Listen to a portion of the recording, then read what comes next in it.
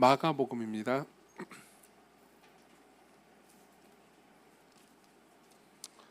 마가복음 7장 24절부터 37절까지 말씀. 마가복음 7장 24절부터 37절까지 말씀을 여러분들에게 읽어드리겠습니다.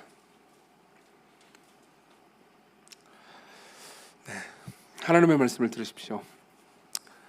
예수께서 일어나사 거기를 떠나 두로 지방으로 가서 한 집에 들어가 아무도 모르게 하시려 하나 숨길 수 없더라. 이에 더러운 귀신 들린 어린 딸을 둔 한 여자가 예수의 소문을 듣고 곧 와서 그 발 아래에 엎드리니 그 여자는 헬라인이요 수로보니게 족속이라. 자기 딸에게서 귀신 쫓아내 주시기를 간구하거늘 예수께서 이르시되 자녀로 먼저 배불리 먹게 할지니 자녀의 떡을 취하여 개들에게 던짐이 마땅치 아니하니라. 여자가 대답하여 이르되 주여 올소이다마는 상안의 개들도 아이들이 먹던 부스러기를 먹나이다. 예수께서 이르시되 이 말을 하였으니 돌아가라, 귀신이 네 딸에게서 나갔느니라 하시매 여자가 집에 돌아가 본즉 아이가 침상에 누웠고 귀신이 나갔더라. 예수께서 다시 두로 지방에서 나와 시돈을 지나고 데가볼리 지방을 통과하여 갈릴리 호수에 이르시매 사람들이 귀먹고 말 더듬는 자를 데리고 예수께 나와 안수하여 주시기를 간구하거늘 예수께서 그 사람을 따로 데리고 무리를 떠나사 손가락을 그의 양 귀에 넣고 침을 뱉어 그의 혀에 손을 대시며 하늘을 우러러 탄식하시며 그에게 이르시되 에바다 하시니 이는 열리라 하는 뜻이라. 그의 귀가 열리고 혀가 맺힌 것이 곧 풀려 말이 분명하여졌더라. 예수께서 그들에게 경고하사 아무에게도 이르지 말라 하시되 경고하실수록 그들이 더욱 널리 전파하니 사람들이 심히 놀라 이르되 그가 모든 것을 잘하였도다. 못 듣는 사람도 듣게 하고 말 못하는 사람도 말하게 한다 하니라. 아멘. 16세기의 종교개혁자 잔 칼뱅이 있습니다. 이 사람이 쓴 책 중에서는 이제 기독교 강요라는 책이 있고요. 아마 읽어보시거나 이제 이 책에 대해서 들어보신 분들도 분명히 계실 겁니다. 이 책은 그러니까 특별히 개신교 신학 전반에 대한 개신교 교리에 대한 아주 좋은 이 표현이다라고 생각을 하죠. 수백 년이 지난 지금도 많은 사람들이 읽고 있고 저도 읽었습니다.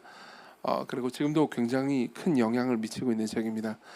그 책의 초반부에 보면은 그러니까 이제 지식 혹은 지혜라는 것이 우리 삶에서 필요한 지식 혹은 지혜라는 것이 어떻게 이루어져 있는가에 관한 이야기부터 출발을 합니다.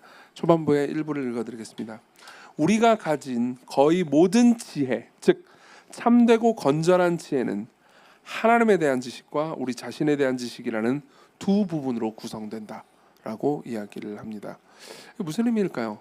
이 말은 이런 겁니다. 성경 전체를 당신이 두 부분으로 구성한다면 뭔지 아십니까? 하나님에 대한 지식과 우리 자신에 대한 지식입니다. 이렇게 표현하고 있는 거죠. 또 이렇게 표현할 수도 있습니다. 칼뱅은 이런 의미를 담은 것이기도 합니다.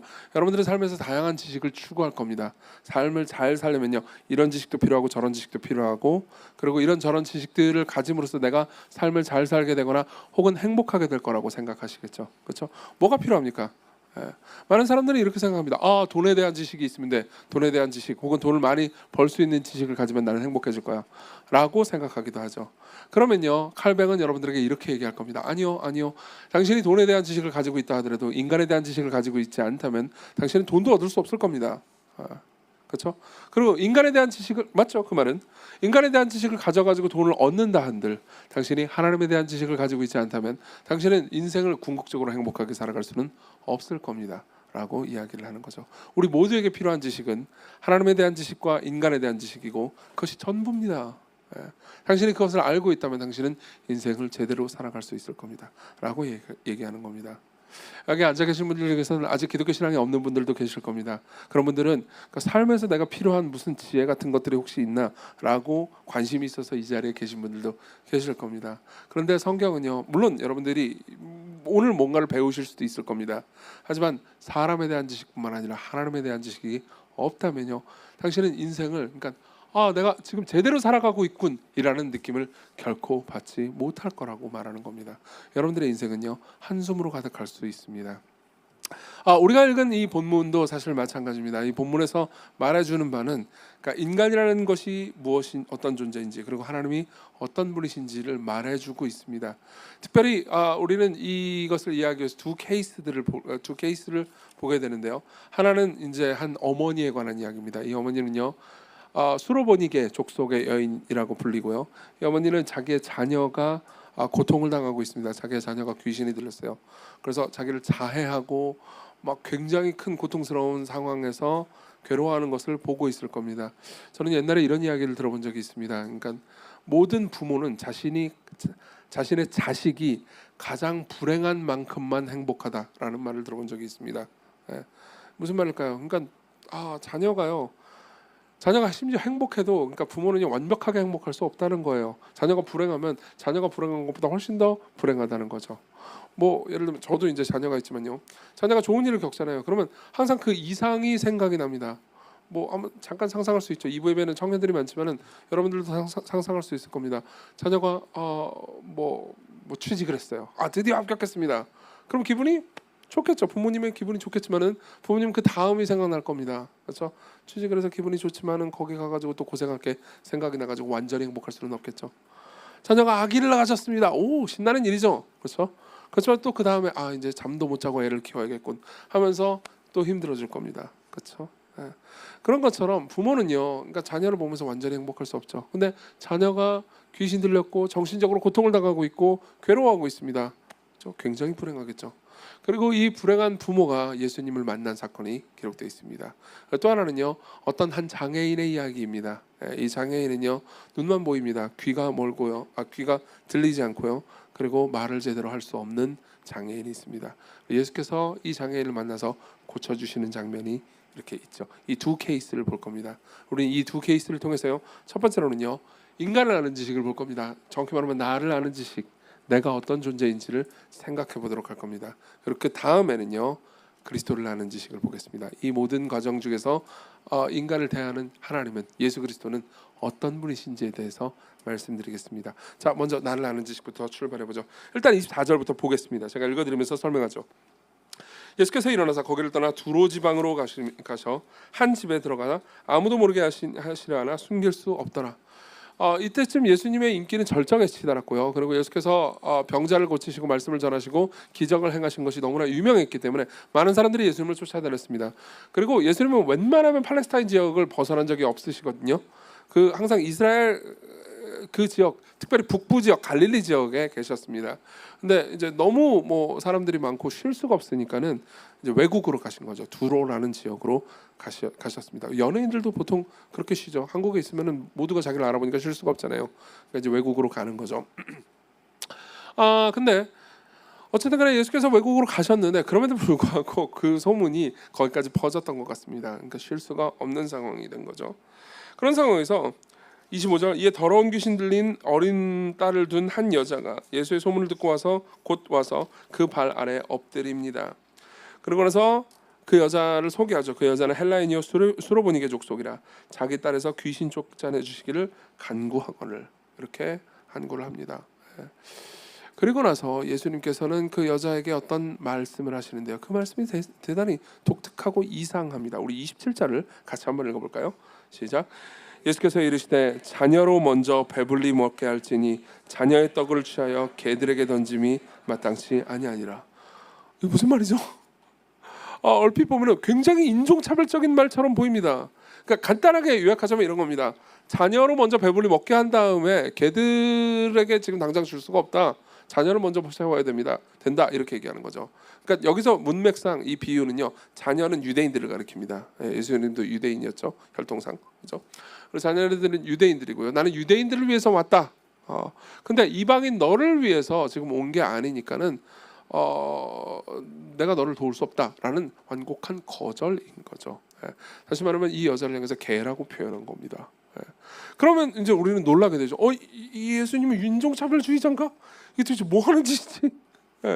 왜 예수님은 이 여자를 이렇게 거절하시는 거지? 그러고 나서 나중에 또 딸을 고쳐주긴 해요.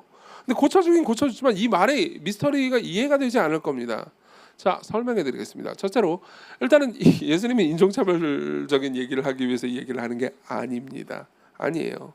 왠지 얘기해드리죠. 지난주와 그 전주까지 이 자리에 계셨던 분이라면요, 예수님께서 그러니까 정결함에 관한 논쟁을 벌이셨다는 것을 기억하실 겁니다. 맞죠? 예, 지난주에 깨끗함, 정결함, 죄책감, 그리고 스가랴 3장 기억나시나요? 예. 자, 어쨌든 그때 예수께서 주로 말씀하셨던 건 이런 내용이었습니다. 예수님은요, 그러니까 유대인들, 특별히 당시의 유대인들의 종교적인 엘리트들, 자기는 정결하다고 확신하는 사람들 있잖아요. 그 사람들과 계속해서 논쟁을 벌이셨죠. 그리고 예수께서는요, 그들이 정결한 법 같은 것들을 아무리 지킨다 하더라도 그들의 마음 안에 탐욕과 음란과 여러 가지 것들이 있기 때문에 그들도 더럽다라는 이야기를 하셨습니다. 20절 또 이르시되 사람에게서 나오는 그것이 사람을 더럽게 하느니라. 속에서 곧 사람의 마음에서 나오는 것은 악한 생각 곧 음란과 도둑질과 살인과 간음과 탐욕과 악독과 속임과 음탕과 질투와 비방과 교만과 우매함이니 이 모든 악한 것이 다 속에서 나와서 사람을 더럽게 하느니라. 무슨 말입니까? 예수께서는요, 유대인들하고 대화를 나눌 때 유대인들은 이렇게 생각했습니다. 우리는 정결법도 있고 율법도 있고 우리는 구약 성경도 가지고 있지. 우리는 이 모든 것을 잘 지키고 있어. 밥 먹을 때 손도 잘 씻지. 그러니까 우리는 정결해 라고 생각하는데 예수께서는 아니다. 너희들은 더럽다. 왜 더러운지 아느냐? 너희들의 마음이 더럽다. 너희들의 마음에 모든 음탕과 질투와 비방과 교만과 우매함이 있다. 그렇기 때문에 너희들이 정결법들을 지키고 있다고 그래가지고 너희들이 깨끗하다고 생각하면 안 된다 라고 이야기를 합니다. 근데 당시에 유대인들은 자기들은 정결법을 지키고 있고, 그리고 이 외국에 있는 이방인들이잖아요. 그들은 정결법도 없고 율법도 없기 때문에 그들은 더럽다고 생각했거든요. 그래서 실제로 개라는 단어는요, 유대인들이 이방인들을 가리킬 때 쓰던 표현이었습니다. 야 이 개야 뭐 이런 식으로 쓰던 표현들이었어요. 그리고 예수님께서 지금 자녀들의 떡을 취해서 개에게 던지는 것이 마땅치 않다라고 말씀하실 때는 똑같이 이방인들을 향해서 개라고 말씀을 하신 거죠. 근데 예수께서요, 이때 유대인들은 깨끗하고 괜찮은 존재다라고 얘기한 게 아닙니다. 위에서 그렇지 않다고 이미 말씀하셨잖아요. 그리고 이제 그리스어 원문을 보잖아요. 그러면 보통 여기서 예수께서 개라고 쓴 표현 있잖아요. 이 표현도 사실은 어떤 의미에서 좀 섬세하게 쓰셨습니다. 왜 우리나라도요, 이 개라는 단어에 야 이 개 뭐 이거 하고 강아지는 어감이 좀 다르잖아요. 그렇죠? 예수께서도 헬라어도 그 다른 어감이 다른 두 단어가 있고요. 예수께서 쓰신 단어는 강아지에 가까운 단어이긴 했습니다. 그러니까 이 여자가 듣고 나서 불쾌감을 느끼지 않도록 온도를 조절하신 거긴 하죠. 그럼에도 불구하고 예수께서는요, 이 여자가 더럽다, 당신은 더러운 사람입니다라고 얘기를 한 겁니다. 무슨 말인지 이해되시죠?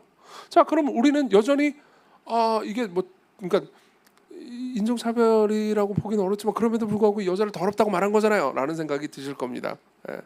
예수께서 그러니까 유대인들은 깨끗하고 너희들은 더럽다라고 얘기한 건 아닙니다. 그러니까 인종차별은 아니죠. 인종차별은 우리는 괜찮고 니들은 별로다잖아요. 그렇죠?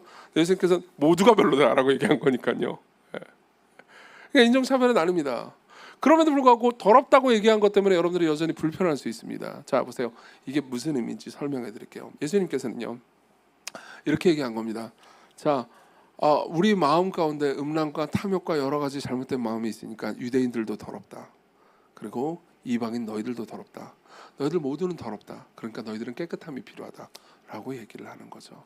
그리고 이 말은요, 이 말을 한 분이 어떤 신분인지 어떤 존재인지를 말해 줍니다. 자, 이런 얘기를 한번 해보죠. 예수님께서 하신 복음서에 나타난 예수님께서 하신 말씀들을 보잖아요. 그럼 사람들이 듣기에 굉장히 공격적이고 불쾌한 말씀들이 가득합니다. 예를 한번 들어보죠. 누가복음 14장 26절에 보면 이런 말씀이 있습니다. 예수께서 하신 말씀이에요. 무릇 내게 오는 자가 자기 부모와 처자식과 형제와 자매와 더욱이 자기 목숨까지 미워하지 아니하면 능히 내 제자가 되지 못하고. 이게 무슨 의미일까요? 예수께서 이렇게 말씀하신 겁니다. 나는 너희들의 가족보다 더 중요한 존재다. 너희들은 너희들의 가족을 사랑하는 것보다 나를 더 사랑해야 한다. 그래야 너희들이 내 제자가 될 수 있다. 이렇게 말씀하신 거예요. 자, 보세요. 이 말은요, 이 말을 깊이 생각하잖아요. 그럼 이 말은 예수님이 스스로 자기 자신이 신이라고 말한 겁니다. 오직 신만이, 절대적인 존재만이 이런 이야기를 할 수 있는 거죠. 이해되세요? 네. 제가 만일 오성민한테 성민아, 너의 가족보다 내가 더 중요한 존재야. 네가 네 가족을 사랑하는 것보다, 네가 네 여자친구를 사랑하는 것보다 넌 나를 더 사랑해야 돼 라고 말하면은 저는 어떤 사람이죠? 이단이라고요? 네, 맞아요. 이단이에요. 네. 아니면 진짜 신이든지. 네. 진짜 신은 아니니까 이단인 겁니다. 네. 이런 말은 제가 이렇게 말했다는 게 아니잖아요. 예를 드는 거예요, 여러분. 문학을 이해하십시오. 자, 그래서 저는 그렇게 말하면 저는 이단이에요. 아니면 진짜 신이든지요. 네. 자, 예수께서는요 어디를 가도 이렇게 말씀하셨습니다. 왜 그랬을까요? 성경의 가르침에 따르면요, 그분은 하나님이 사람이 된 분입니다. 그분은요, 진짜 자기 이야기를 하신 거예요. 네. 그리고 예수께서요, 유대인들을 향해서도 너희들의 마음 때문에 너희들은 더럽다라고 말씀하시고요, 이방인 이 수로보니게 여인을 향해서도 너는 개다, 너는 더럽다라고 말씀하셨다는 건요, 그분이 자기 자신을 절대적으로 깨끗한 존재로 여겼다는 겁니다. 네. 여러분, 이 문제를 보고, 그러니까 여러분들 계속해서 불편하다면요, 여러분들은요 하나님이 어떤 분이신지 잘 모르기 때문에 그런 걸 수 있습니다. 예. 정말 많은 사람들은요, 심지어 기독교인조차도요, 그러니까 하나님을 인간 수준으로 생각하기 쉽습니다. 예. 그러니까 하나님이 우리한테 모든 예쁜 말만 해줘야 된다고 생각하는 거죠. 나를 죄인이라고 말하는 것은 싫습니다. 예. 근데 어떤 말은요, 그 말이 진실이기 때문에 굳이 불편해할 이유가 없는 말들도 있습니다. 맞죠? 예수께서 나는 신이다라고 말하는 거죠. 나는 절대적으로 깨끗한 존재다. 내 눈에 보기에는 너희들은 다 더럽다. 이 말은요 불편해할 말이 아닙니다. 그냥 있는 그대로 팩트예요. 옛날에요, 제가 뭐 유튜브 클립 같은 걸 봤는데 무한도전 클립이었어요. 그러니까 정우성이 나오더라고요. 정우성이 나오는데 이제 그 누구죠? 박명수가 정우성한테 이런 얘기를 하더라고요. 뭐 본인이 잘생겼다고 생각하냐? 잘생긴 거 때문에 뭐 불편한 거 없어요? 이렇게 물어보더라고요. 그러니까 불편한 거 없어요라는 말이 거의 끝나기도 전에 정우성이 예 그러더라고요. 없어요. 예. 근데 그러니까 그 말을 듣자마자 그냥 보통 재수 없을 만한 말이잖아요, 그게. 그렇죠? 근데 저는 그걸 보면서 고개를 끄덕였습니다. 그렇잖아요. 정말 잘생겼잖아요. 그 정우성이 나올 때 특징이 뭔지 아세요? 정우성이 나올 때는요, 카메라가 정우성 얼굴을 되게 크게 잡습니다. 예. 그리고 그게 저는 부담스럽지 않더라고요. 더 크게 잡아도 왜냐면 잘생겼거든요. 저는 제 얼굴이 크게 잡 너무 싫어요. 이거 옛날에 한번 교육자분들한테 제가 얘기한 적 있어요. 한번 설교하는데 제 얼굴이 이거 카메라를 바짝 당겨가지고 크게 잡더라고요. 너무 불편한 거예요. 부담스럽고 조금만 띄워놓으라고. 사실 우리 교회는 비디오보다 오디오만 설교 서비스를 하면 좋을 것 같아요. 그럼 더 은혜로울 텐데. 자, 보십시오. 그러니까 어떤 것이 사실이면 그것을 그냥 받아들일 수 있습니다. 그렇죠? 예수께서도 사실 이렇게 말하는 거예요. 예. 나는 절대적인 깨끗함이고 절대적인 존재고, 그리고 유대인도 더럽고 이방인도 더럽고, 그렇기 때문에 너희들은 나에게 고침을 받자고, 곧 나를 고쳐달라고, 그러니까 나에게 어떤 은혜를 달라고 말할 자격이 없다라고 얘기하는 거죠. 예. 자, 그리고 이걸로 모든 것이 끝났을까요? 아니요. 그 다음에 더 재미있는 이야기가 나옵니다. 예수께서 이렇게 말씀하시죠. 그리고 그 다음에 여자는 이런 식으로 대답합니다. 28절 같이 읽죠. 시작. 여자가 집에 이르되 주여 올소이다마는 상 아래 개들도 아이들이 먹던 부스러기를 먹나이다. 자, 이게 무슨 말일까요? 네. 이 여자는요 한술 더 뜹니다. 이 여자는 이 말을 함으로써요 두 가지를 인정하는 거죠. 첫 번째는 이겁니다. 맞습니다. 저는 개입니다. 저는 당신이 저를 향해서 더럽다고 말해도 괜찮은 사람입니다. 그리고 또 하나는요, 그럼에도 불구하고 내게 무언가를 주십시오. 부스러기를 달라는 의미가 아니에요. 보통 집안에 있는 강아지는 자녀들이 밥을 먹으면 그 부스러기가 떨어지면 그걸 밑에서 주워 먹죠. 그리고 주인은 그것을 굳이 막지 않습니다. 그냥 평범한 주인들도 그러죠. 아주 은혜로운 주인 말고요, 평범한 주인들도 그러죠. 나는 당신이 누군지 압니다. 당신은 은혜로운 사람이라는 것을 압니다. 당신은 은혜로운 존재라는 걸 압니다. 그렇기 때문에 나는 당신이 나에게 부스러기 이상을 더 좋은 걸 줄 거라고 생각해요 라고 이야기하는 거죠. 자, 여기서 이 여자는요 최소한 예수님을 그러니까 단순한 인간 수준으로 생각하지 않은 게 분명합니다. 보세요. 똑같은 인간이 나한테 야 이 개야 그러면 이건 차별이라고 생각할 겁니다. 근데 더 위대한 존재, 더 깨끗한 존재, 더 절대적인 존재가 이야기하잖아요. 그럼 우리는 수긍할 수밖에 없습니다. 지금 이 여자는요 예수 그리스도를 더 위대한 존재, 더 절대적인 존재, 아마 이분이 신이라고까지 생각하는지는 모르겠습니다. 그렇지만 보통의 인간은 아니고 위대한 존재, 아주 신적인 존재일 거라고 생각을 한 겁니다. 그렇기 때문에 예수님이 이렇게 말하는 거에 대해서 불쾌함과 불편함을 가질 이유가 없는 거죠. 맞습니다. 정말 저는 더럽습니다. 그러나 나는 당신이 더 좋은 것을 나에게 줄 수 있다라는 거랍니다. 여기서 우리가 볼 수 있는 게 뭐죠? 한편으로는 겸손이고요. 또 다른 한편은 용기입니다. 겸손은 뭐라고 말하죠? 맞습니다. 저는 정말 더러워요. 용기는 뭐라고 말하죠? 나는 그럼에도 불구하고 달라고 말하고 싶습니다. 자, 이것이 바로 복음을 이해한 사람들이 보이는 반응이라는 걸 알고 계십니까? 복음은 항상 이렇게 말합니다. 복음은요, 제가 이런 얘기 되게 많이 했기 때문에 기억하시는 분도 있을 겁니다. 복음은요, 항상 우리가 생각했던 것보다 훨씬 더 죄인이라고 말합니다. 그리고 또 동시에 복음은요, 항상 우리가 감히 바라거나 상상한 것보다 훨씬 더 큰 사랑을 받고 있다고 말합니다. 복음은 십자가를 얘기해 줍니다. 십자가는 뭐라고 말해주죠? 하나님의 아들이라 하더라도 처벌받지 않으면, 우리 대신 처벌받지 않으면 우리가 용서받을 수 없을 정도로 우리가 큰 죄인이라고 말해줍니다. 또 동시에 하나님의 아들이 자신의 목숨을 버릴 정도로 우리를 사랑했다고 말합니다. 그럼 우리는 그것을 통해서 뭘 할 수 있죠? 아, 나는 내가 생각했던 것보다 훨씬 더 큰 죄인이구나. 그러나 나는 내가 감히 바라거나 상상했던 것보다 훨씬 더 사랑받고 있구나. 내가 죄인이라는 사실에서 나는 겸손을 배웁니다. 그리고 내가 사랑받고 있다는 사실에서 용기를 가지게 되죠. 나는 죄인이지만 이제 당신께 나아갈 수 있습니다. 당당하게 당신에게 요구합니다 라고 말하는 거죠. 그렇지만 내가 요구할 자격이 있다고 생각하나요? 아니요, 그렇게 생각하지는 않습니다. 여러분, 그걸 알고 계십니까? 이게 하나님과 관계를 맺는 방법입니다. 여러분들이 하나님과 진정으로 관계를 맺기 위해서는 여러분들은 첫째로는요, 나는 인간이고 하나님은 하나님이시라는 것을 받아들여야 합니다. 나는 연약한 존재고 죄인이고 나는 문제가 있는 존재라는 것을 겸허히 인정해야 합니다. 그리고 그분이 우리에게 주셔야 하는 의무가 있는 게 아니고, 그럼에도 불구하고 나에게 자신에게 의무를 지우는 것처럼 나에게 기꺼이 주실 분, 기꺼이 나에게 사랑을 베풀 정도로 넉넉한 분이라는 것을 받아들일 필요가 있죠. 이게 진짜 하나님을 아는 지식과 진짜 나를 아는 지식이에요. 여러분들이 나를 안다면 겸손해지게 됩니다. 그리고 여러분들이 하나님을 안다면요, 나 같은 죄인도 사랑으로 안아주실 것을 확신하게 됩니다. 거기서 용기가 나오죠. 여러분, 그걸 알고 계십니까? 이게요, 모든 인간관계에도 똑같이 적용된다는 걸 알고 계십니까? 하나님과의 관계뿐만이 아니에요. 인간관계에서도요, 여러분들이 어떤 관계를 맺기 위해서는요, 겸손과 용기가 있어야 합니다. 보세요. 영화 이야기를 잠깐 해드리죠. 사브리나라는 영화가 있습니다. 보신 분은 제가 알기로 극히 드물 겁니다. 왜냐하면 정말 옛날 영화거든요.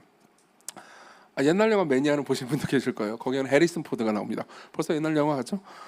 해리슨 포드가 나오고요. 그리고 주인공 여자 이름 까먹었는데 어쨌든 여자 이름이 사브리나예요. 그러니까 극중 이름이 사브리나입니다. 사브리나가 나오고, 해리슨 포드는요, 아주 부잣집의 아들입니다. 아주 부자예요. 어마어마한 부자입니다. 그리고 사브리나는요, 이 부잣집의 운전수의 딸입니다. 그러니까 처음에는 해리슨 포드가요, 사브리나를 막 무시했어요. 사브리나의 아버지인 운전수도 막 무시합니다.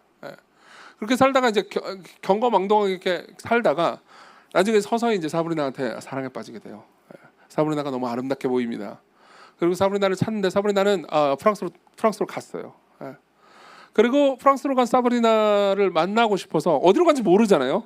그래가지고 사브리나의 아버지한테 물어봅니다. 어디로 갔나요? 난 사브리나를 만나고 싶어요. 어디로 갔나요? 그렇게 얘기를 해요.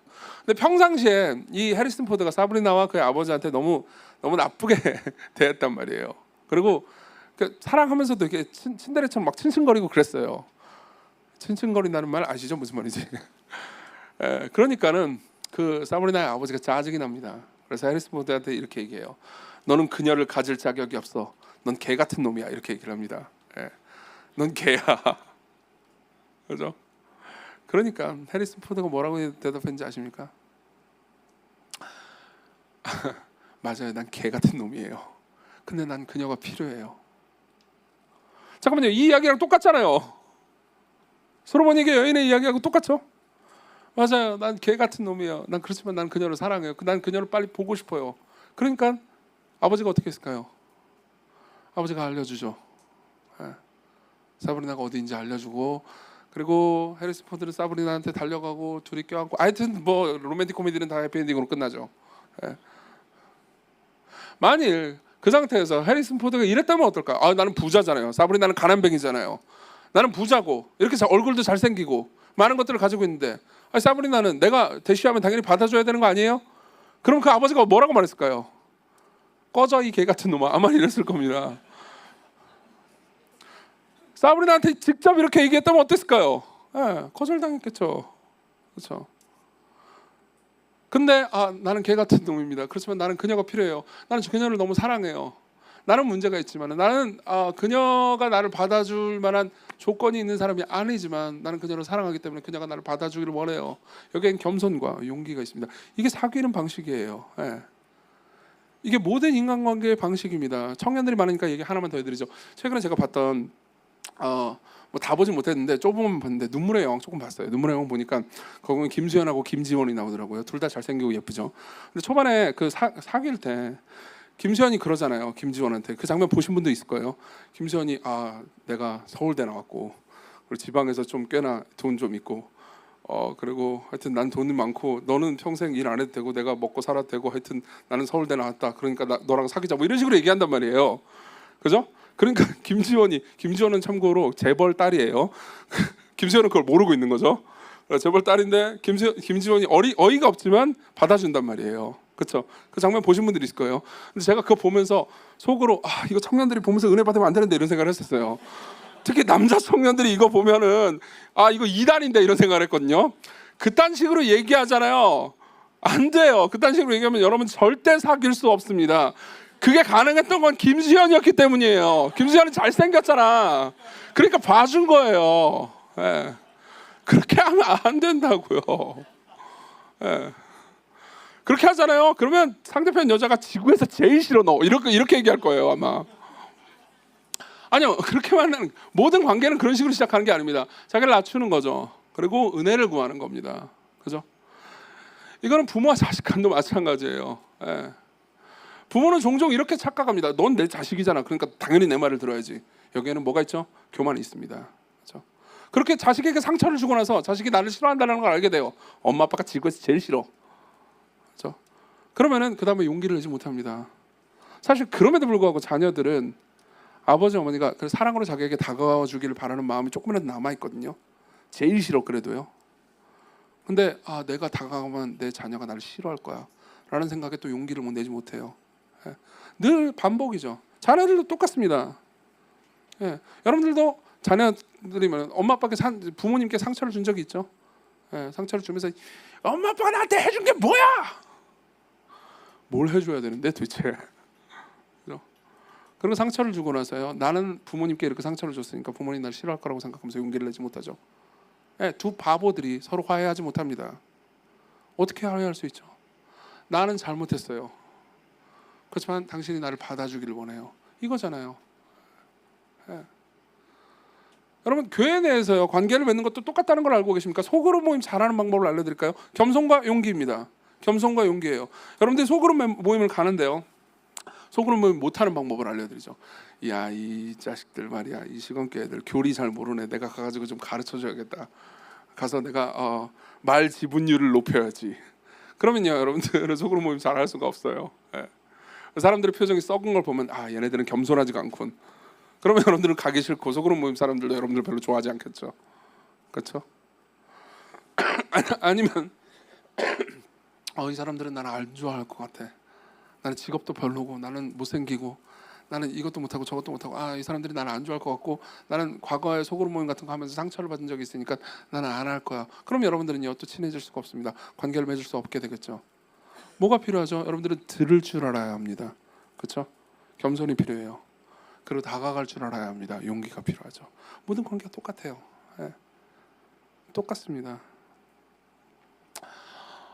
그리고 무엇보다 여러분들은요 하나님을 만날 때 이런 관점, 이런 생각을 가지고 있어야 합니다. 여러분들은 내가 부족한 존재이고 하나님께 반역한 존재이고 죄인이라는 것을 이해할 필요가 있습니다. 여러분들은 그분께 회개로 나갈 필요가 있습니다. 그러나 또 동시에요 하나님께 당당히 구할 필요가 있습니다. 하나님 주십시오. 제가 받을 자격이 있는 건 아닙니다. 그렇지만 내게 주십시오. 나에겐 은혜가 필요합니다. 내가 당신께 지금까지 뭘 잘했기 때문에 달라고 말할 수 없습니다. 내가 당신께 지은 것은 죄밖에 없지만 내가 당신께 드릴 수 있는 것 죄밖에 없지만 당신은 내게 은혜를 베풀어 주세요. 토머스 크랜머라는 과거의 종교개혁자가 있었습니다. 이분이 쓴 기도문에 보면 이런 표현이 있죠. 우리 자신의 의가 아닌 자비하신 주님의 크신 은혜를 통해 당신의 상 앞에 나옵니다. 여기서 상은 밥상을 의미해요. 우리는 당신의 상에서 떨어지는 부스러기를 먹을 자격조차 없지만 당신은 늘 자비로운 주님이십니다. 이게 하나님께 나아가는 방법입니다. 자신을 알지 못하면 절대 이렇게 말할 수 없죠. 두 번째로 넘어갑니다. 그리스도를 어떻게 알 수 있습니까? 그리스도를 아는 지식은 무엇입니까? 이걸 두 가지로 얘기하겠습니다. 첫 번째로는요, 예수님은요, 그리스도는 모든 사람을 다르게 대하신다는 거죠. 이건 이렇게 표현할 수도 있습니다. 그분은 훌륭한 상담자시라는 거예요. 자, 보세요. 이 밑에 이야기를 봅시다. 소로보니게 여인 이야기를 봤으니까요, 그 다음 이야기를 한번 보죠. 31절부터 보면요, 예수께서 다시 두로 지방에 나와 시돈을 지나고 데가볼리 지방을 통과해서 갈릴리로 가십니다. 그러니까 다시 유대 지방으로 가요.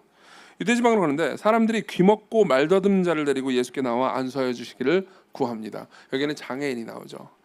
여러분, 이방인이 더러운 것만큼이나 장애인도 당시엔 더럽게 여겨졌습니다. 그러니까 둘 다 똑같이 더러워요. 근데요, 예수님은요, 이 장애인을 만날 때는요, 야 이 개야 이렇게 말씀하지 않으셨어요. 어떻게 하시면요, 자 보세요. 33절. 예수께서 그 사람을 따로 데리고 무리를 떠나사 손가락을 그의 양귀에 넣고 침을 뱉어 그의 혀에 손을 대시며 하늘을 우러러 탄식하시며 그에게 이르시되 에바다 하시니 이는 열리라 하는 뜻이라. 자 보세요. 바로 그를 긍휼히 여기십니다. 그리고 온갖 일을 행하세요. 그리고 그를 고쳐주시죠. 자, 우리 물어볼 수 있게 됩니다. 왜 다르죠? 왜 이 여자한테는 여성 차별인가요? 아니에요. 왜 이 여자한테는 뭐 개가 어쩌고 저쩌고 이런 이야기를 하다가 결국 낫게 해주시긴 하세요. 그죠? 낫게 해주시긴 하는데 왜 개가 어쩌고 저쩌고 이런 얘기를 하다가 왜 이 장애인은 이렇게 잘해주는 거죠? 실제로 이 장애인한테는 굉장히 잘해주고 있습니다. 여러분들이 보면요, 33절을 다시 한번 읽어볼까요? 우리 33절 읽어보겠습니다. 시작. 예수께서 그 사람을 따로 데리고 무리를 떠나사 손가락을 그의 양귀에 넣고 침을 뱉어 그의 혀에 손을 대시며. 손가락을 양귀에 넣고 침을 뱉고 혀에 손을 대세요. 이게 무슨 일이죠? 좀 이따 더 얘기하겠지만요, 결국 예수님은요, 이 수로보니게 여자의 딸을 고쳐주십니다. 근데 고쳐주실 때 가서 고쳐주시는 게 아니고요, 네 딸이 나았다라고 그냥 말씀만 하세요. 말씀만으로 얼마든지 고칠 수 있는 거죠. 근데 왜 이 장애인한테는 자 나아라 끝 다음 사람 이렇게 하지 않고요, 왜 뭐 손가락을 넣고 침을 뱉어가지고 혀를 만지고 가서 에바다 이렇게 열려라라는 뜻이에요. 에바다 말도 하시고 왜 이러시는 거죠? 이유가 있습니다. 이 모든 건요 수화예요. 수화 뭔지 아시죠? 수어까지는 아니고요, 언어까지는 아니고 수화입니다. 수화를 통해서 그 얘기를 하고 있는 거예요. 지금 이 장애인은요 거의 평생토록 차별을 받아오고요, 평생토록 특히 유대 지역 내에서는 장애인들에 대한 차별이 엄청났어요. 왜냐하면 저 사람은 더러운 사람이니까, 정결하지 않은 사람이니까요, 그죠? 차별받고, 그리고 이 사람이 귀는 안 들린단 말이에요. 귀가 안 들리는데 말을 못하는 건 아니에요. 그러니까 언어 능력이 그러니까 음성을 못 내는 건 아닙니다. 근데 그거 아시죠? 못 들으면요 말을 할 수가 없어요. 그러니까 말을 제대로 된 언어를 구사할 수 없죠. 그러니까 어버버버 이상한 말만 합니다. 그럼 얼마나 놀림거리가 됐겠습니까? 평생을 한숨으로 삶을 살았을 겁니다. 그리고 예수께서는요, 네가 지금 안전하다라는 것을 표현해 줄 필요가 있었어요. 그런데 듣지 못하죠. 듣지 못하니까 어떻게 합니까? 귀에 손을 넣어주십니다. 수화죠. 난 네 귀를 고칠 거야. 그리고 침을 뱉어서 혀를 또 만지십니다. 당시에는요, 침이 그러니까 어떤 약효가 있다라는 것으로 유명했어요. 그리고 이런 상식, 실제로 예수께서 침이 약효가 있다고 생각하신 건 아닙니다. 그렇죠?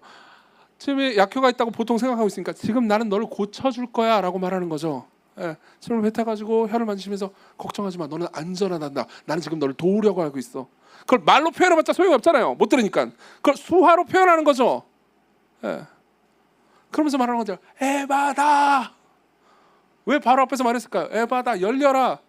이걸 굳이 말하지 않으셔도 예수님은 고치실 수 있었습니다. 근데 보통 입모양을 보고 언어를 파악하잖아요. 그 사람들은 에바다, 가까이 가가지고 에바다라고 말하면서 듣게 하시는 겁니다. 듣지 못하지만 입모양으로 언어를 파악하도록 하시는 거죠.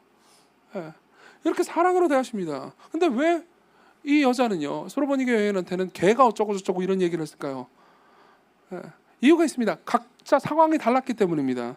이 본문에 보면요, 이 수로보니게 여자가요 두로 사람이고요 헬라인이고 수로보니게 출신이라고 말합니다. 이게 뭘 의미하는지 아십니까? 예. 보통 우리는요 이 예수님께 나아간 여자들이 보통 창녀거나 하여튼 문제가 있거나 죄가 있거나 뭐 이런 사람들 있잖아요. 불쌍한 사람들이었잖아요. 그러니까 이 수로보니게 여자도 불쌍한 사람일 거라고 오해합니다. 아니에요. 예. 이 사람은 헬라인이었습니다. 그 말은 그리스어를 할 줄 알았다는 의미입니다. 예. 출신이 두로인데 그리스어를 할 줄 알았다? 그럼 교육받았다는 겁니다. 예. 예수님도 그리스어를 할 줄 알았던 것 같습니다. 그러니까 둘이 대화를 할 수 있었겠죠. 예. 당시에 그리스어를 할 줄 안다? 그럼 상당히 교육받았다는 의미입니다. 예.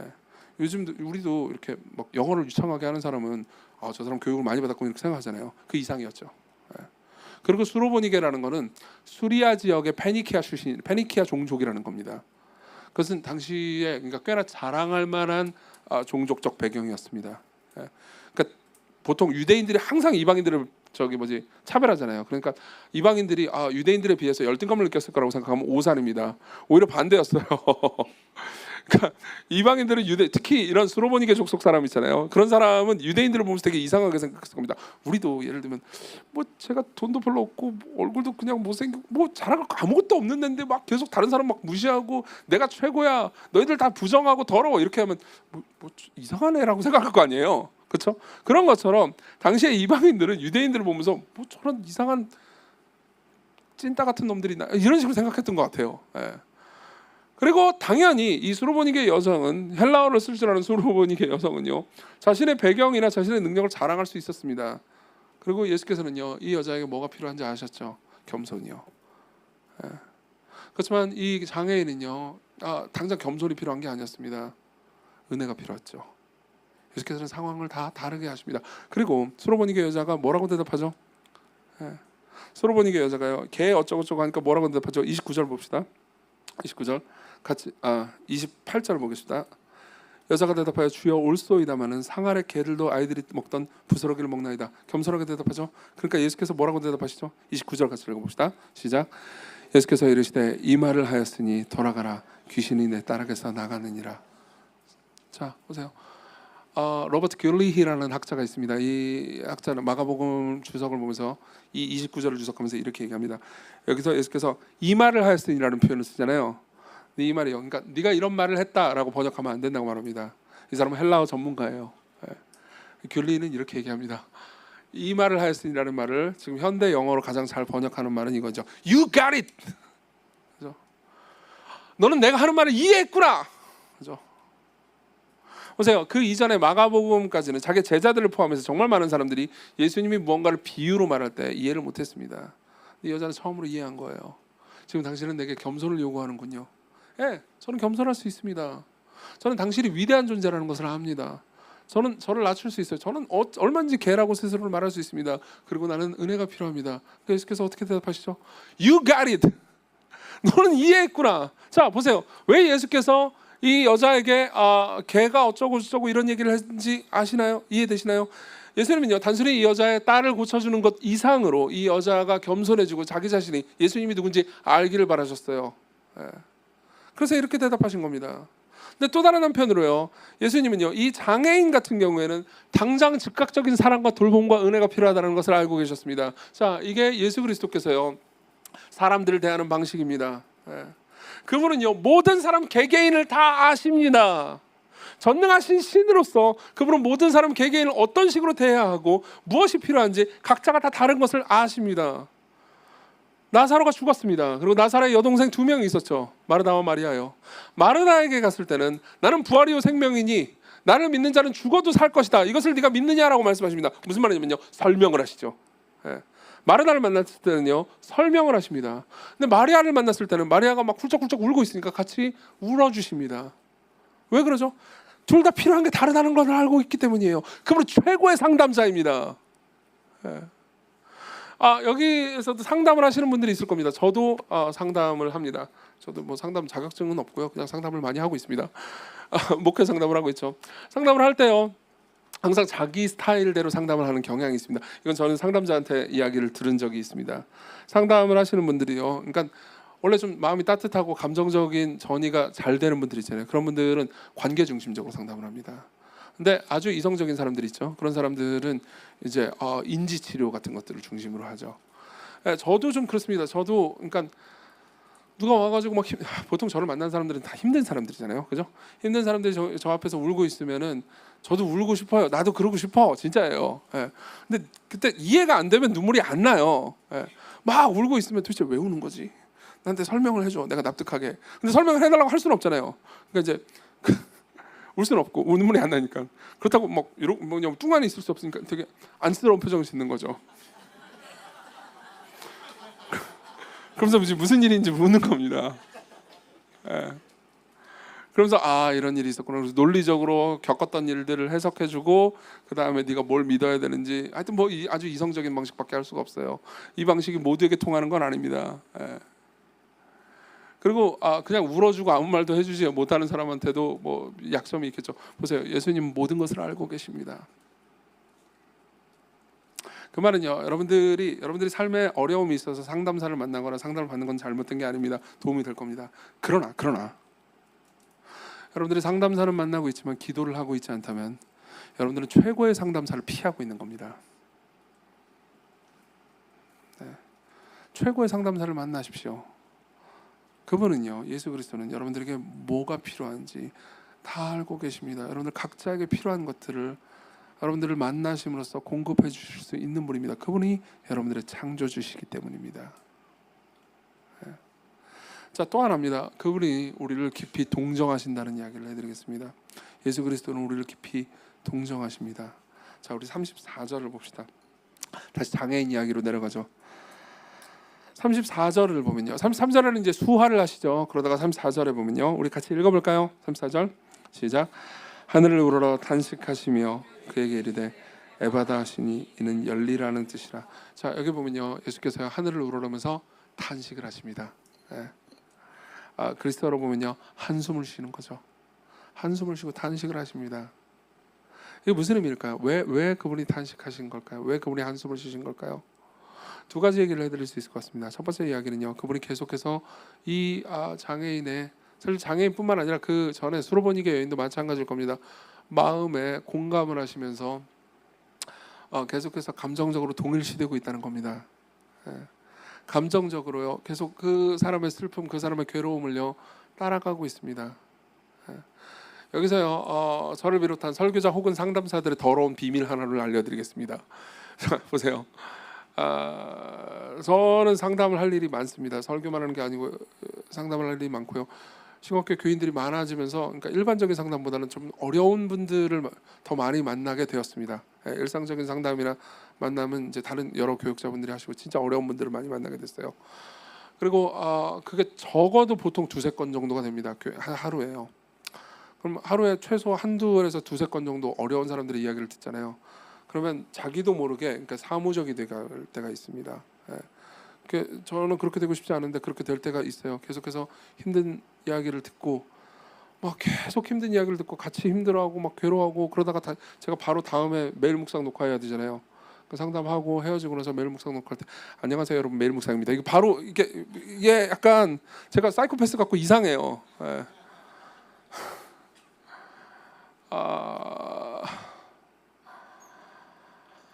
그래서 종종, 그러니까 어느 정도 감정을 닫아놓죠. 예. 그게 여러분들은 아마 이해하실 거라고 생각합니다. 가급적 이성적으로 이해하려고 하고 답을 주려고 하고 그냥 기도해주고 그 정도밖에 할 수 없습니다. 이게 제 한계죠. 아마 누구든 인간 상담사의 한계일 겁니다. 근데 예수께서는요, 자신이 만나는 모든 사람들과 더불어서 그들의 고통과 아픔을 이해하십니다. 그분은 하나님으로서 그냥 인간이 되신 정도가 아닙니다. 그분은 한숨을 쉴 수 있는 인간이 되셨습니다. 그분은 가장 동정적인 분이십니다. 이게 하나의 이유예요. 그분은 계속해서 자신이 만나고 있는 사람들을 긍휼히 여기십니다. 그리고 또 하나의 이유가 있습니다. 또 하나의 이유가 있어요. 이런 질문을 한번 던져보죠. 예수님께서는 이제 곧 이 장애인 남자를 완벽하게 고치실 겁니다. 그렇죠? 에바다 열려라. 그러고 나서 이 장애인 남자는 귀가 열리고요, 이제 말을 할 수 있게 됩니다. 근데 왜 한숨을 쉬었을까요? 왜 단식을 했을까요? 왜 괴로워했을까요? 물론 감정적으로 동일시됐기 때문에 그런 걸 수도 있습니다. 근데 또 다른 이유가 있습니다. 좀 있으면 좋은 일이 있을 것을 알매도 불구하고 예수께서는요, 이 남자가 깨끗해지고 낫게 되기 위해서는 예수님 자신이 무슨 일을 당해야 되는지를 아십니다. 여기 성경 보면요, 35절에 보면요, 말 더듬는 자라는 표현이 나옵니다. 그렇죠? 말 더듬는 자라는 단어는 그리스어로 모길라로스라는 단어입니다. 이 단어는 신약 성경에 딱 한 번밖에 등장하지 않아요. 그리고 구약 성경에도 한 번밖에 등장하지 않습니다. 구약 성경 이사야 35장에 등장하죠. 바꿔서 말해주면요, 이 단어가 여기 있는 이유는요, 이 단어를 읽는 이 마가복음을 읽는 사람으로 하여금 이사야 35장을 기억하라고 하는 겁니다. 이사야 35장의 예언이 지금 성취되고 있는 중이라는 것을 기억하라는 겁니다. 이사야 35장이 뭐라고 말하고 있을까요? 제가 읽어드리죠. 겁내게 하는 자들에게 이르기를 굳세어라, 두려워하지 말라. 보라, 너희 하나님이 오사 보복하시며 갚아주실 것이라. 하나님이 오사 너희를 구하시리라 하라. 그때 맹인이 눈이 밝을 것이며 못 듣는 사람의 귀가 열릴 것이며. 잠깐만요. 지금 우리가 보고 있는 장면이 지금 예언됐다는 거죠. 그때 저는 자는 사슴같이 뛸 것이며 말 못하는 자는 모길라로스, 혀는 노래하리니. 그죠? 무슨 말입니까? 이사야는 이렇게 말하고 있습니다. 장차 누군가 예수 그리스도가 하나님이 오실 것입니다. 그분이 오시면 말 못하는 자, 즉 모길라로스 같은 사람이 이제 입이 풀려서 노래할 겁니다. 그리고 맹인의 눈이 밝을 것입니다. 기적이 일어날 겁니다. 이 장애인들을 긍휼히 여기셔서 그분이 고쳐주실 겁니다라고 예언을 한 거죠. 그렇죠? 자, 모든 예언이 성취되고 있습니다. 근데 놀라운 일이 하나 있어요. 이사야에 보면요, 이런 표현이 있습니다. 이제 너희 하나님이 오사 보복하실 겁니다. 하나님이 보복하실 겁니다. 복수하실 겁니다. 잠깐만요. 예수 그리스도께서 이 땅에 오셔서 복수를 하셨나요? 사람들을 칼로 죽이셨나요? 예수 그리스도께서 사람들을 죽이면서 막 권력을 취해가지고 사람들을 압제하셨나요? 아니요, 그렇지 않았습니다. 그러면 하나님이 보복하셨다는 것이 도대체 어떻게 성취됐다는 거죠? 분명히 말을 못하는 사람은 노래하게 되었습니다.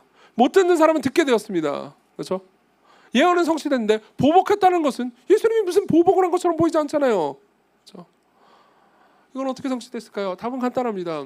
여기 보면요, 이사야에 보면요, 너희 하나님이 오사 보복을 하신다고 말합니다. 네, 보복은 이루어졌습니다. 어디서요? 십자가에서요. 여러분, 예수 그리스도께서 십자가에서 당하신 것이 무엇입니까? 하나님의 진노였습니다. 그죠? 성부 하나님의 진노였어요. 바꿔서 말해보자면요, 성부 하나님의 보복이었죠. 무슨 말이냐면요, 예수님께서는 이걸 알고 계신 겁니다. 십자가에서 그분이요, 부스러기 하나조차 하나님의 사랑을 받을 수 없었습니다. 그분은 하나님의 영원한 아들이시지만 아들처럼 식탁에 앉아가지고 성부 하나님의 사랑을 받은 것이 아니고요, 개만도 못한 취급을 받게 되셨죠. 그분은 성부 하나님께 철저하게 복수당하시며 철저하게 버림받으셨고 철저하게 저주를 받으셨습니다. 왜요? 원래 우리가 마땅히 받아야 되는 것이었거든요. 우리가 원래 개였습니다. 우리가 원래 하나님께 버림받아야 됐습니다. 그러나 개인 우리가 자녀로 여김받게 하기 위해서 그분이 개만도 못한 취급을 받으신 거죠. 우리의 혀가 풀려서 그분을 왕이라고 부를 수 있도록 하기 위해서 그분은요, 잠잠히 아무 불평도 없이 인간들이 자신을 데리고 가서 고문하고 십자가에 못 박아 죽이려고 할 때 그분은 잠잠히 입을 다물고 계셨습니다. 우리의 한숨이 멈추게 하기 위해서 그분이 통곡하면서 한숨을 쉬신 거죠. 자, 보세요. 이분이 신입니다.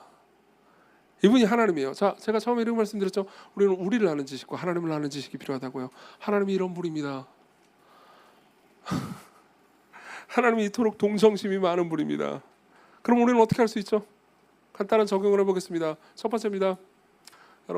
여러분들은요, 이 동정심 많고 사랑이신 하나님께 자기 자신을 솔직하게 드러내고 그분을 찾을 필요가 있습니다. 자기를 방어하지 말고요, 솔직하게 자기 자신의 약점과 문제를 내놓으십시오.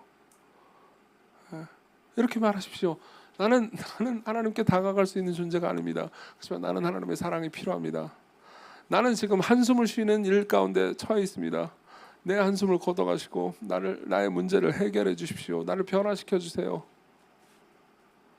내가 필요한 것을 하나님 공급해 주십시오라고 구하십시오.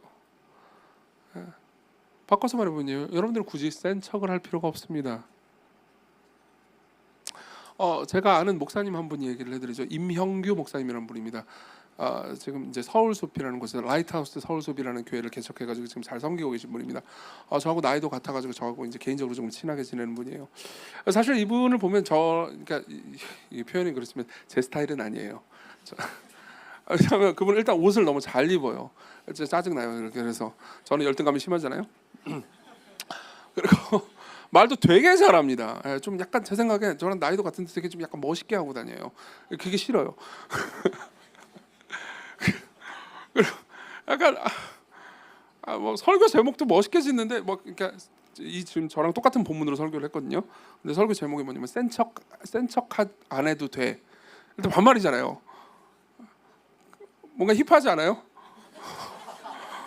저는 이렇게 못 지어요.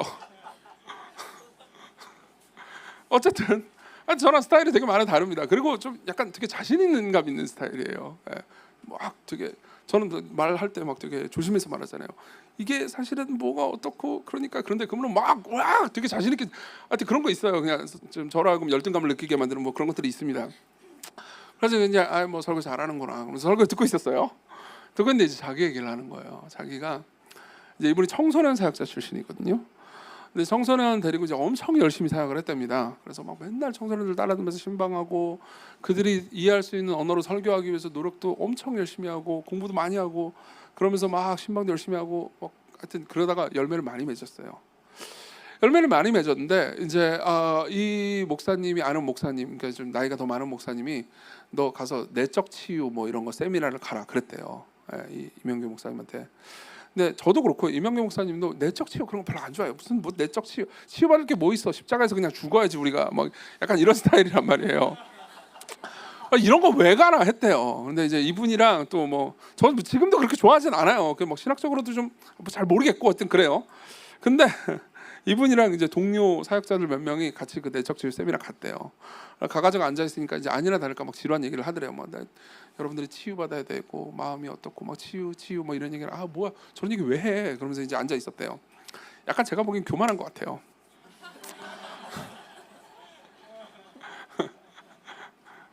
이 설교를 듣고 있지는 않겠지? 자 그런데 그러면 이제 듣고 나서 그런 걸 소그룹 모임을 하더래요. 소그룹 모임은 자기의 이제 연약한 거 다 얘기해야 되는 거야. 근데 이제 얘기하는 장소까지 가는데 이 남사스러운 짓을 내가 왜 해야 되나 그렇게 생각하고 있었대요. 저도 만일 제가 그 자리에 있었으면 진짜 똑같은 생각을 했을 거예요. 이런 얘기를 왜 해? 내가 절대 안 해라고 생각했을 것 같아요. 그러면서 이제 한 명씩 얘기하는데 그런 거 있잖아요. 막 내장까지 오그라드는 다 오그라들면서 얘기를 하더래요. 그래가지고 이거 어떻게 하면 내가 이 중간에 도망갈 수 있을까 하여튼 그랬대요. 그러다 자기 차례가 왔답니다. 근데 성령이 역사하신 건지 자기도 모르게 자기가 이런 얘기를 할지도 모른다 할 수 있을 거라고 전혀 생각하지 않은 이 말들이 막 튀어나오더래요. 무슨 얘기를 했냐면 이제 이런 거죠. 내가 사역을 해가지고 그땐 청소년 사역하던 시절이니까 청소년 사역을 해가지고 열매를 맺긴 했지만은 사실 나는 너무 힘들다. 내가 청소년 사역을 하는데 열심히 신방하지 않으면 사람들이 나를 버릴 것 같았다. 내가 더 열심히 설교를 잘하지 않으면 내가 사람들에게 와닿는 설교를 한 번이라도 더 잘하지 않으면 사람들이 나를 버릴 것 같다고. 내가 더 열심히 노력해서 더 사역을 성공하지 않으면 사람들이 나를 버릴 것 같다고. 그런 얘기를 하더라는 거죠. 그러면서 이제 마음이 변화되고 하나님의 사랑을 누리게 된 거죠.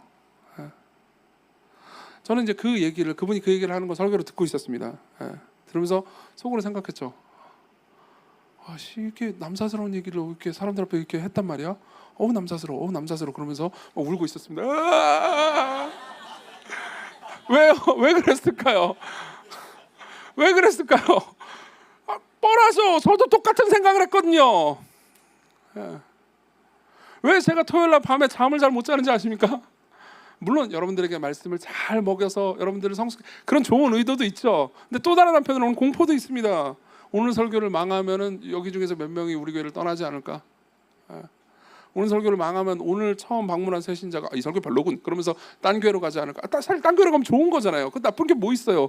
근데 그 모든 게 두려운 거예요. 내가 더 열심히 신방하지 않으면, 내가 더 소위 착한 아이 컴플렉스죠. 착하게 굴지 않으면 사람들이 날 버리지 않을까? 이 공포는 충분히 동일한 설교자로서 얼마든지 느낄 수 있는 거였습니다. 그리고 그게 저한테 없다고 말할 수 없어요. 여전히 있습니다. 앞으로도 계속될 겁니다. 그리고 제가 우리 구주께, 주님, 저는 정말로 이런 방식의 연약한 사람이에요. 저는 정말 당신의 은혜가 필요합니다라고 말하지 않잖아요. 저는 도움받을 수 없을 겁니다. 저한테는 겸손이 필요해요. 주님, 저는 이렇게 센 척하지만 사실은 관종이고 거지 같은 사람이에요. 저는 은혜가 필요해요.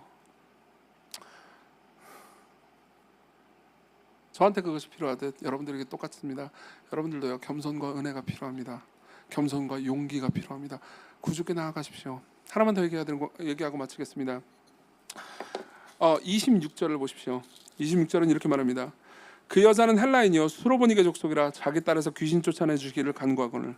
그리고 32절도 보십시오. 32절은 사람들이 귀먹고 말더듬 자를 데리고 예수께 나와 안수하여 주시기를 간구하거늘. 자 보세요. 이 두 말을 설명해드리죠.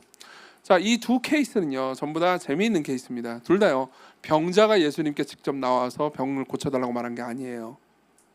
둘 다 병자의 어머니가 와서 고쳐달라고 했고요. 그리고 이 병자의 친구들이 이 병자를 데리고 와서 고쳐달라고 한 겁니다.